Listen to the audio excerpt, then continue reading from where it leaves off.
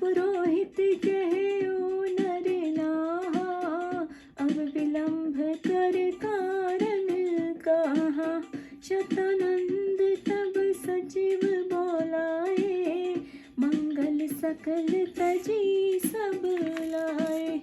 शंख निशान पड़व बहु भाजे, मंगल कलश शकुन सब साजे।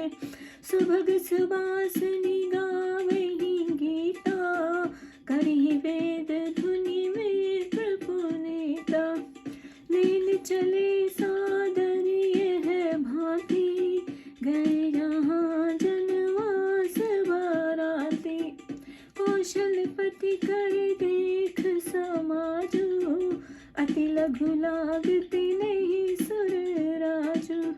भयो समय अब धार्यो पाऊँ, यह सुनि परान सा नहीं घाऊँ।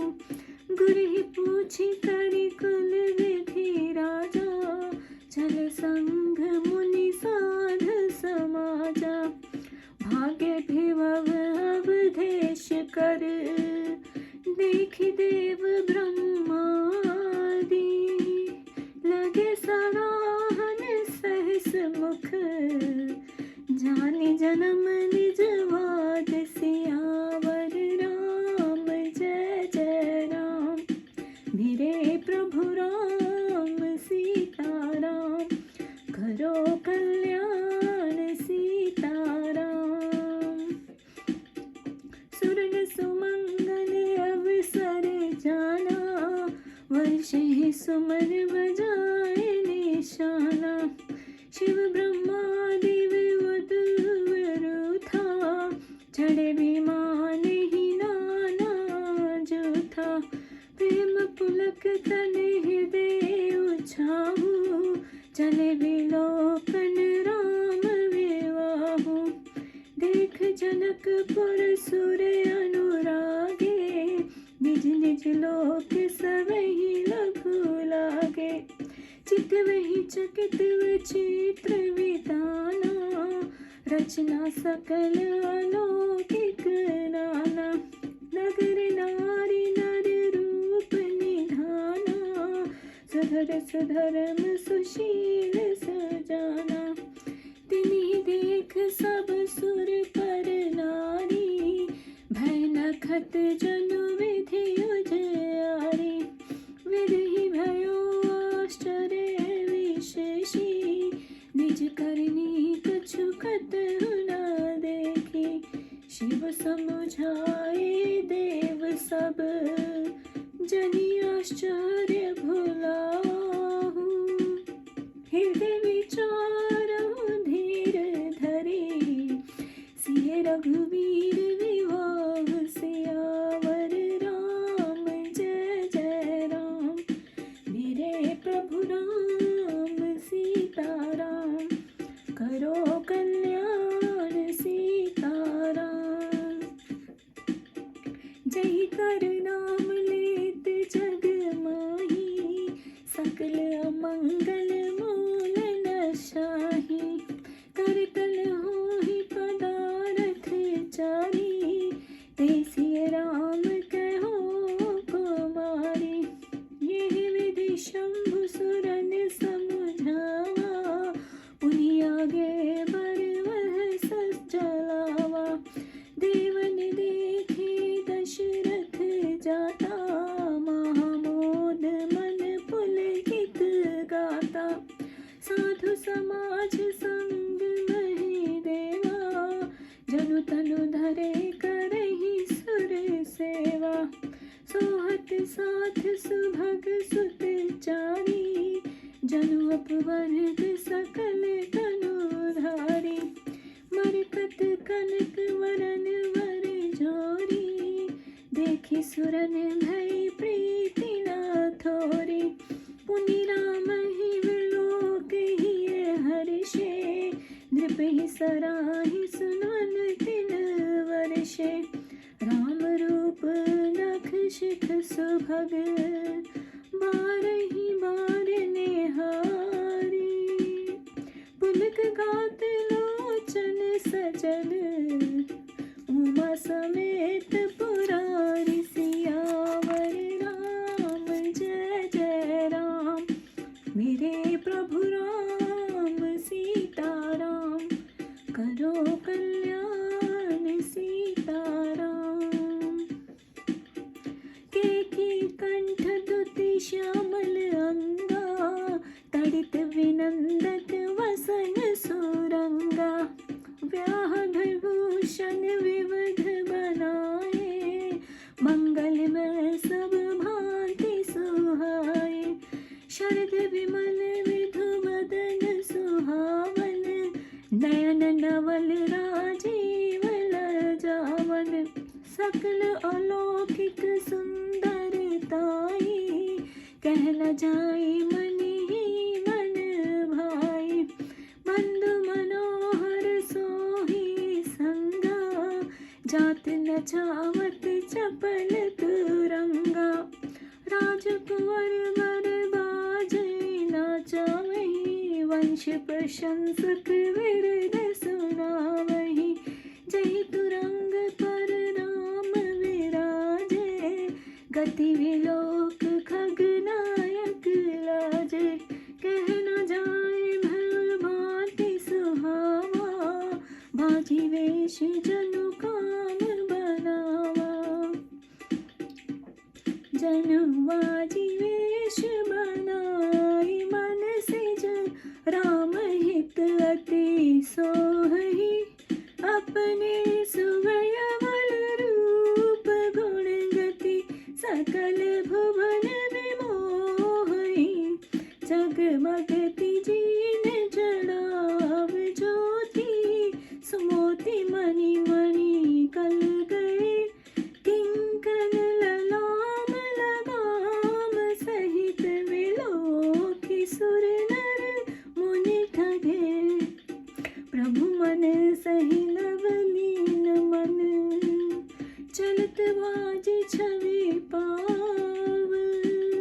भूषित उड़ंगन तड़ित धन जनवर वरहीन चाव। सियावर राम जय जय राम। मेरे प्रभु राम सीताराम करो कल्याण सीताराम। जेहि बर बाजी राम असवारा तेहि शारद ही नवरणे पारा। शंकर राम रूप अनुरागे नैन पंचदश अति प्रिय लागे। हरिहित सहित राम जब जोहे रमा समेत रमापति मोहे। निरखि राम छवि विधि हर शाने आठे नयन जाने पछताने। सुर स्नेह उर बहुत उछाऊ विदित डेढ़ सुलोचन लाहू। राम ही चितव सुरेश सुजाना गौतम शाप परम हित माना। देव सकल सुरपति ही सिहाई आज पुरंदर सम को नाही। मुदित देव गण राम ही देखी नृप समाज दहु हर्ष विशेखी। अति हर्ष राज समाज दो दिश तुदम्बे बाज ही घनी। वर्ष ही सुमन सुर हर्ष कह जय जयति जय रघुकुल मणि। एहि भांति जानी बारात आवत बाजने बहु बाजही। रानी सुहासनी बोल परिछन हेतु मंगल साजही। सजी आरती अनेक विधि मंगल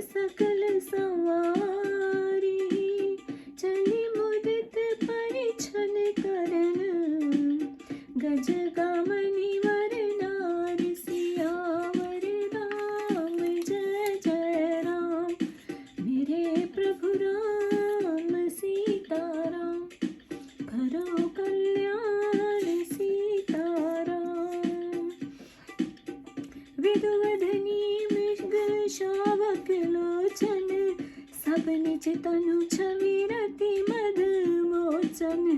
पहिरे वर्ण वर्ण वर चीरा, सकल विभूषण सजय शरीरा। सकल सुमंगल अंग बनाए, करी गान कल कंठ लजाए। कंकन के कननों पर वाजहि, चाल विलोकहि काम गज लाजहि। बाजहि बाजन विविध प्रकारा, नभरु नगर सुमंगल चारा। शचि शारदा रमा भवानी, जय सुरते चुषि सहज सयानी। कपट नारी वर वेश बनाई, मिली सकल निवास ही जाई। करी गान कल मंगल वाणी, हर्ष विवश सब काहु न जानी। को जान के ही आनंद वश, सब ब्रह्मवर पर छिन चली। कल गान मधुर निशान, वर्षहि सुमन सुर शोभा भली। आनंद कंद विलोक दूला, सकल ही हर्षित भई। अम्भोज अम्बक अम्बु उमंग सुअंग, पुलकावल छई। जो सुख भासिए मात मन, देखि राम वर वेश। सो न सकहि कहि कल्प शत, सहस शारदा शेष सियावर। राम जय जय राम, मेरे प्रभु राम सीताराम। करो कल्याण सीताराम। नैन नीर भरी मंगल जानी, परिछन चली मुदित मन रानी। वेद वहित अरु कुल आचारु, कीन भली विधि सब व्यवहारु। पंचश्वत धनि मंगल गाना, पट पावड़े पर ही विधि नाना। करी आरती अर्थ तिन दीना, राम गवन मंडप तब कीना। दशरथ सहित समाज विराजे, विभव विलोक लोकपति लाजे। समय समय सुर वर्षहि फूला, शांति पड़हि वह सुर अनुकूला। नभरु नगर कोलाहल होई, आपन पर कछु सुने न कोई। एहि विधि राम मंडपहि आए, अर्ध दई आसन बैठाए। बैठारी आसन आरती करी, निरख वर सुख पावहि। मणि वसन भूषण भूरि बारहि, नारी मंगल गावहि। ब्रह्मादि सुरवर विप्र वेश बनाई, कौतक देखहि अवलोकि। रघुकुल कमल रवि छवि, सुफल जीवन लेखहि। नाउ बारी भाट नट, राम निछावर पाए। मुदित आशीष नाई सिर, हर्ष न हृदय समाए। सियावर राम जय जय राम, मेरे प्रभु राम सीताराम। करो कल्याण सीताराम। मिले जनक दशरथ अति प्रीति, कहि बौद्धिक लौकिक सब रीति। मिलत महादौ राज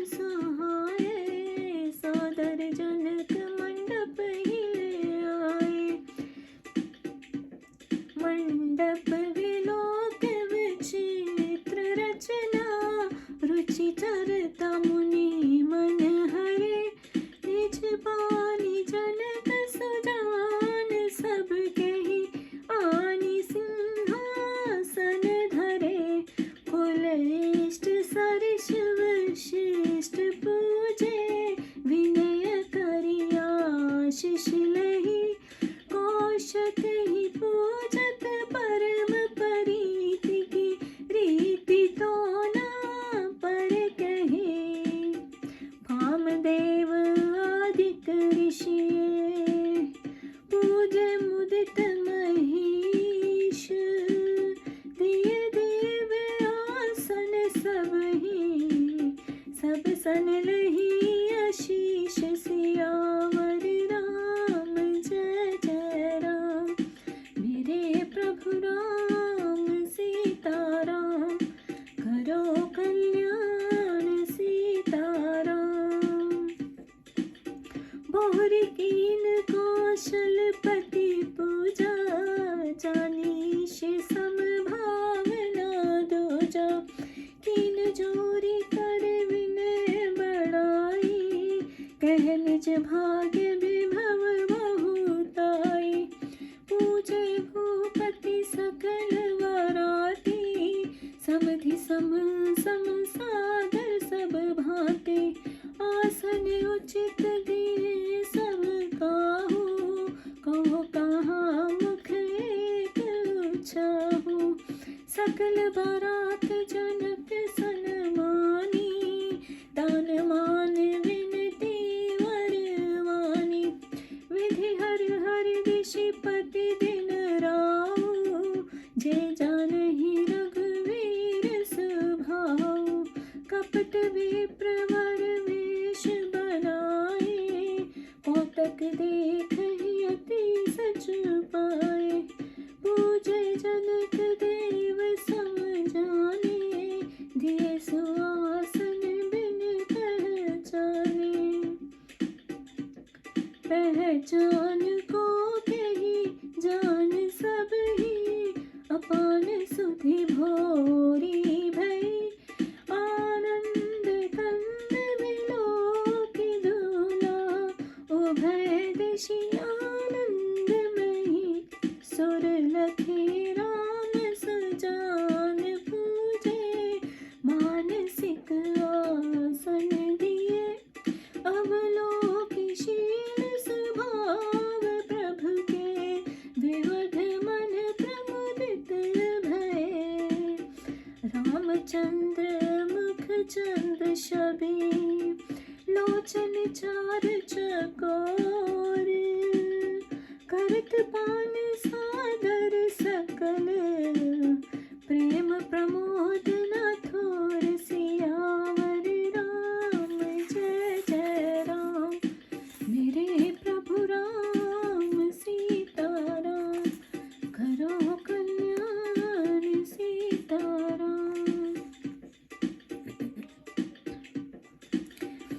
जहाँ तहाँ नगर के स्त्री पुरुष झुंड के झुंड आपस में ये वार्ता करने लगे कि राम सीता तो शोभा की मर्यादा है, और राजा दशरथ तथा जनकी ये दोनों राजा पुण्य की सीमा है। श्री राम जानकी जी तो जनक जी के पुण्यों की मूर्ति ही है। दशरथ जी के पुण्य ने श्री रामचंद्र जी का शरीर धारण कर लिया है। इनके समान किसी ने शिव की आराधना नहीं की है। इनके समान संसार में दूसरा कोई उत्पन्न नहीं हुआ, ना कोई है और ना होने वाला है। हम सब भी समस्त पुण्य की राशि संसार में उत्पन्न होकर जनकपुर के वासी हुए हैं।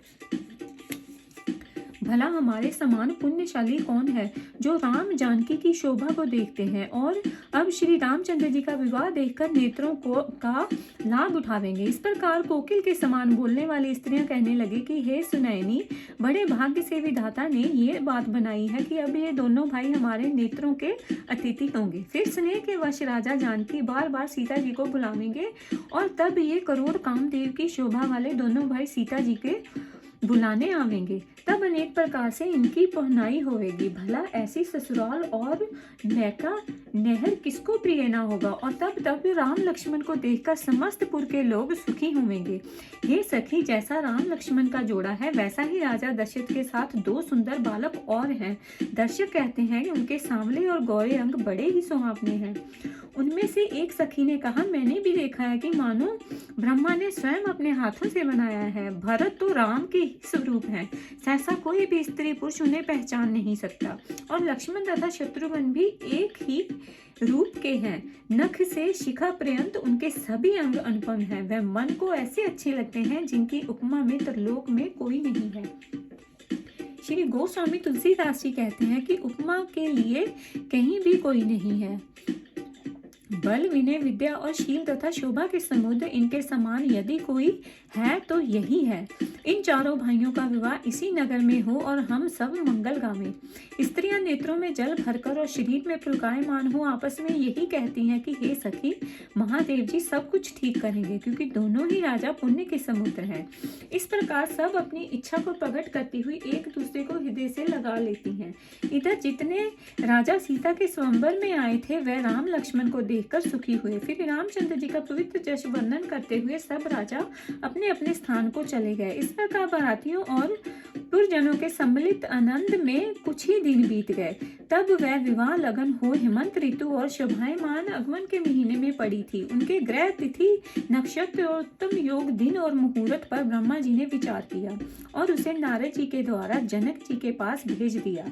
जो लगन जनक जी के ज्योतिषियों ने निश्चित कर रखा था, ये सुनकर सबने कहा ठीक है, ज्योतिषी एक दूसरे विधाता ही है। तब उस पवित्र गोधूलि के निर्मल समय को सब प्रकार के सुमंगलों का मूल और लगन के अनुकूल जानकर ब्राह्मणों ने राजा जनक से कहा। उसे सुनते ही जनक जी ने अपने पुरोहित से कहा कि अब विलंब करने में क्या कारण है। तब शतानंद के मंत्रियों को बुला तो वे सब मंगल का सामान सजाकर ले आए। फिर तो शंख, नगाड़े और ढोल आदि अनेक बाजे बजने लगे और शुभ शकुन ने मंगल कलश सजाए गए। सुंदर सुहागिन स्त्रियां गीत गाने लगी और पवित्र ब्राह्मण वेद ध्वनि करने लगे। तब इस प्रकार पुरोहित जी को सबको साथ लेकर जनवासे में गए और कौशलपति महाराज दशरथ के समाज को देखकर उन्हें देवराज इंद्र भी अत्यंत तुच्छ दिखने लगे। अब समय हो गया है, चरण पधारिए। ये सुनते ही नगाड़े बजने लगे। तब राजा दशरथ ने गुरु से पूछ अपने कुल की समस्त रीतियों की वह मुनियों व साधुओं को समाज सहित चले। अवध नरेश महाराज दशरथ के उस भाग्य ऐश्वर्य को देखकर ब्रह्मादि देवता और हजारों मुख से शेष उनकी प्रशंसा करने लगे। साथ ही उन्होंने अपने जन्म को व्यर्थ माना। फिर तो उस मंगल समय को जानकर देवता नगाड़े बजाकर आकाश से पुष्प वृष्टि करने लगे। महादेव और ब्रह्मादिक देवताओं ने भांति भांति के अनेक समूह से विमानों में बैठकर सब लोग शरीर और हृदय में प्रेम और उत्साह लिए श्री रामचंद्र जी का विवाह देखने चले। जनकपुर को देखकर देवताओं अनुराग हुआ तथा उन सबको अपने अपने लोग छोटे लगे। वह चकित चित्त से देखते हैं तो मंडप बड़ा ही विचित्र और सभी रचनाएं भी अलौकिक हैं। नगर के स्त्री पुरुष रूप के निधान और अपने सुंदर मर्म को भली भांति जानने वाले हैं। उन सबको देखकर स्वर्गपुरी की स्त्रियां की ऐसी शोभा हुई कि जैसे चंद्रमा के आगे ताराओं की शोभा होती है। उस रचना को देखकर ब्रह्मा जी को बड़ा आश्चर्य हुआ तथा उन्होंने अपनी करनी कहीं भी नहीं देखी। तब महादेव जी ने समस्त देवताओं को समझाकर कहा, इस आश्चर्य में मत भूलो और हृदय में धैर्य धारण कर इस पर विचार करो। ये उन सीता और राम का विवाह है। संसार में जिनका नाम लेने से समस्त मंगल का मूल का नाश हो जाता है और सहज ही चारों पदार्थ हाथ के नीचे रहते हैं, वही सीताराम है, श्री महादेव जी ने कहा। इस प्रकार देवताओं को समझकर फिर महादेव जी ने आगे अपना श्रेष्ठ बैल चढ़ाया। उधर देवताओं ने देखा कि दशरथ जी महाप्रसन्न मन और पुलकित शरीर हो चले जा रहे हैं। उनके साथ में संतों का समाज और भूदेव ब्राह्मण जा रहे हैं, मानो देवता ही उनकी सेवा कर रहे हैं।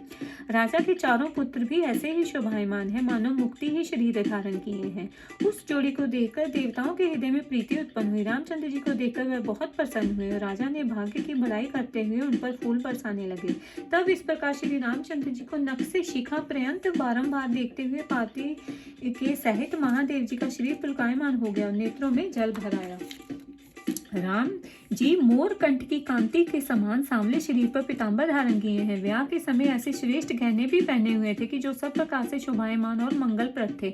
उनका मुख शरद काल के चंद्रमा के समान है। नील कमल को लजाने वाले नेत्र और सारा सौंदर्य अलौकिक ऐश्वर्य है, कहा नहीं जाता। मन ही मन अच्छा लगता है। ऐसे मन को हरने वाले भरत आदि भाई अपने चंचल घोड़ों को नचाते हुए जाते हैं और बंदीजन राजा का जशोगान करते सुनाते जाते हैं। जिस घोड़े पर श्री रामचंद्र जी विराजमान है हैं, उसके चालकों को देखकर गरुड़ भी लज्जित होता था। वह सब प्रकार से अच्छा लगता था, मानो कामदेव ही घोड़ा बन गया है। मानो कामदेव ही घोड़े का वेश धारण कर श्री रामचंद्र जी के लिए अत्यंत शोभित हो रहा है, जो अपने सुंदर अवस्था, बल, रूप, गुण और चाल से समस्त भूमंडल को मोहित कर रहा है। उसकी जीन जड़े हुए मोतियों से जगमा रही थी। उसमें बहुत ही सुंदर मणि, माणिक और मोती जड़े हुए थे, और उसकी सुंदर लगान में जो किंकनी लगी हुई थी, उसे देखकर देवता, मनुष्य तथा मुनियों को भी मन मुग्ध हो जाते थे। प्रभु की इच्छा में जिसका मन विलीन है, उसके लिए इस घोड़े का चलना ऐसी ही शोभा को प्राप्त होता है जैसे तारागण में बिजली से भूषित मेघ। जिस घोड़े पर श्री रामचंद्र जी सवार थे, उसकी शोभा सरस्वती भी नहीं कह सकती थी। श्री रामचंद्र जी के स्वरूप को देखते हुए शंकर जी अपने 15 नेत्रों को सफल समझे। इसी प्रकार जब विष्णु ने देखा तो लक्ष्मी सहित उनका भी मन मोहित हो गया। ब्रह्मा जी रामचंद्र जी की शोभा को देखकर प्रसन्न हुए तथा अपने पास 8 ही नेत्र हैं ये जानकर मन में खेद करने लगे। परंतु स्वामी कार्तिक जी प्रसन्न हुए, क्योंकि वह ब्रह्मा जी से 1.5वें नेत्र थे। जब इंद्र ने श्री रामचंद्र जी को देखा तो मुनि गौतम को के शाप को बड़ा ही हितकर माना। समस्त देवता इंद्र की प्रशंसा करते थे कि आज इंद्र ने समान कोई नहीं है। फिर श्री रामचंद्र जी को देखकर देवता प्रसन्न हुए। दोनों राज समाजों में विशेष हर्ष हुआ। दोनों राजा समाज में दोनों ओर से अत्यंत प्रसन्नता पूर्वक बहुत से बाजे बज रहे थे। उसी समय श्री रामचंद्र जी की जय हो ऐसा कहकर देवताओं ने फूल बरसा दिए। बारात जाते हुए जानकर अनेक बाजे बजने लगे। जनक रानी सुहासिन स्त्रियों को बुलाकर परिछन एवं आरती के मांगलिक द्रव्य सजाने लगी। इस प्रकार समस्त मंगलों से युक्त आरती का अनेक प्रकार से सजाकर श्रेष्ठ गजगामिनी स्त्रियां प्रसन्नता पूर्वक परिछन करने चली। वह चंद्रवदनी और मृगनयनी स्त्रियां जो अपनी शोभा से रति मान को भी मर्दन करने वाली थी, चटकीले भड़कीले वस्त्र पहने उत्तम आभूषणों से अपने शरीर को सजाए हुए थी।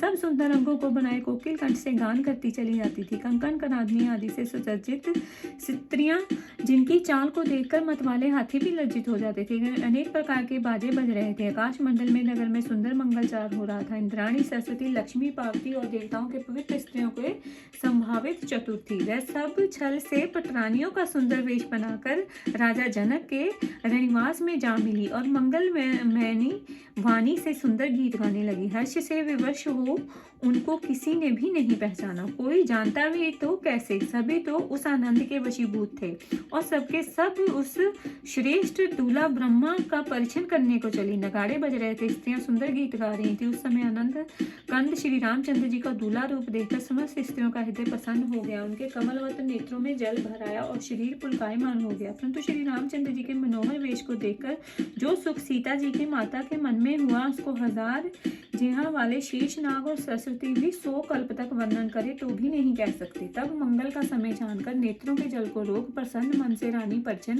करने चली। वेद में जैसा आचार बतलाया गया है, उस विधि के अनुसार अपने कुल की समस्त रीतियां भली भांति की। फिर तो उस पंच शब्द की ध्वनि और मंगलाचार के गाने अनेक भांति के वस्त्रों के पावड़े पड़ने लगी। उसी समय रानी के आरती कर अर्घ दिया और श्री रामचंद्र जी मंडप में गए। तब अपने समाज सहित दशरथ जी वहां आए और उनके ऐश्वर्य को देखकर लोकपाल भी लज्जा गए। समय समय पर देवता फूल बरसाते थे और योग्य ब्राह्मण शांति पाठ करते थे। आकाश और नगर में कोलाहल मच रहा था और अपना और पराया कोई भी किसी का कुछ नहीं सुनता था। सब जब श्री रामचंद्र जी मंडप में आए तब उनको अर्घ देकर आसन पर बिठाया गया। इस प्रकार दूल्हे को आसन पर बिठा आरती कर स्त्रियां सुख पा रही हैं। मणि, वस्त्र तथा आभूषण उन पर निछावर करती हुई मांगलिक गीत गा रही हैं। ब्रह्मादिक बड़े बड़े देवता ब्राह्मणों का वेश बनाकर वह कौतक देख रहे हैं और सूर्य वंश स्वरूपी कमल को प्रफुल्लित करने वाले श्री रामचंद्र जी की शोभा को देखकर अपना जीवन सफल कर रहे हैं। इसी प्रकार नाव, वारी, भाट और नट भी श्री रामचंद्र जी को निछावर पाकर अत्यंत प्रसन्न हुए और सिर नवाकर आशीर्वाद देने लगे। वह हर्ष हृदय में नहीं समाता था। पश्चात समस्त विधियों को पूर्ण करके राम जनक जी ने महाराज दशरथ से प्रीति पूर्वक मिले और उनसे मिलने से जैसी शोभा प्राप्त हुई, उस उपमा को कभी खोज कर लज्जित हो गए। और जब कहीं भी उपमा ना मिली तो हृदय में हार मानकर यही कह दिया कि इनके समान यही हैं। दोनों समाधियों को देखकर देवता पुण्य बरसाकर उनका यशोगान करने लगे। ब्रह्मा ने जब संसार में हमें पैदा किया तब से हमने बहुत व्याह देखे और सुने हैं, परंतु जब प्रकार के साज समान वाले बराबरी के समधी हमने आज ही देखे हैं। तब आकाश से देवताओं की ऐसी सुंदर और सत्यवाणी को सुनकर दोनों और अलौकिक प्रीति बढ़ गई। फिर दर्द देते तथा सुंदर पावड़े बिछाते हुए राजा जनक जी सबको मंडप में ले गए। मंडप की विचित्र रचना और सौंदर्य तो देखने से मुनियों को भी मनमोहित हो जाते थे। तब राजा जनक ने स्वयं अपने हाथ से सबके लिए सिंहासन लाकर रखा। फिर जैसे कोई अपने कुल देवता की पूजा करता हो उसी प्रकार राजा जनक ने महर्षि वशिष्ठ की पूजा की और प्रार्थना उससे आशीर्वाद लिया। किंतु मुनिवर विश्वामित्र जी की पूजा करने में तो इतना अधिक प्रेम बढ़ा कि उस प्रीति का वर्णन नहीं हो सकता है। फिर महाराज जनक ने प्रसन्नतापूर्वक वामदेव आदि ऋषियों की पूजा की और सुंदर आसन देकर सबको आशीर्वाद ग्रहण किया। फिर राजा जनक ने कौशलापति महाराज दशरथ जी की पूजा की और उनको ईश्वर के समान ही जाना। फिर हाथ जोड़कर उनकी प्रार्थना और प्रशंसा कर अपने भाग्य वैभव को धन्य माना। फिर राजा जनक ने सब भांति समस्त बारातियों समधि जैसे ही आदर सहित भली भांति पूजन कर सबको यथा योग्य आसन पर बिठाया। मैं एक मुख से उस उत्साह का वर्णन क्या करूं। जनक जी ने दान मान और विनती द्वारा सब बारातियों का श्रेष्ठ वाणी से सम्मान किया। तब ब्रह्मा विष्णु महादेव आदि जो श्री रामचंद्र जी के स्वभाव को भली भांति जानते थे, फिर कपट से ब्राह्मण का सुंदर वेश बनाए उस विनोद को अत्यंत चुपचाप देख रहे थे। राजा जनक ने उन सबकी देवता के समान पूजा की और बिना पहचाने सुंदर आसन दिया। कौन किस को जाने और पहचाने सबको अपनी ही सुधि न रही, क्योंकि आनंद कंद श्री रामचंद्र जी जैसे दूल्हा को देखकर तो दोनों ही ओर आनंदमय था। किंतु श्री रामचंद्र जी ने देवताओं को पहचान कर मन ही मन उनकी पूजा की और वैसा ही मानसिक आसन दिया। तब प्रभु ने ऐसे शील स्वभाव को देखकर देवताओं का मन प्रसन्न हो गया। फिर तो सब किसी के चकोर रूपी सुंदर नेत्र श्री रामचंद्र जी के चंद्र मुख का प्रेम पूर्वक पान करने लगे, क्योंकि प्रेम का अनंत थोड़ा नहीं था, अर्थात बहुत ज्यादा था।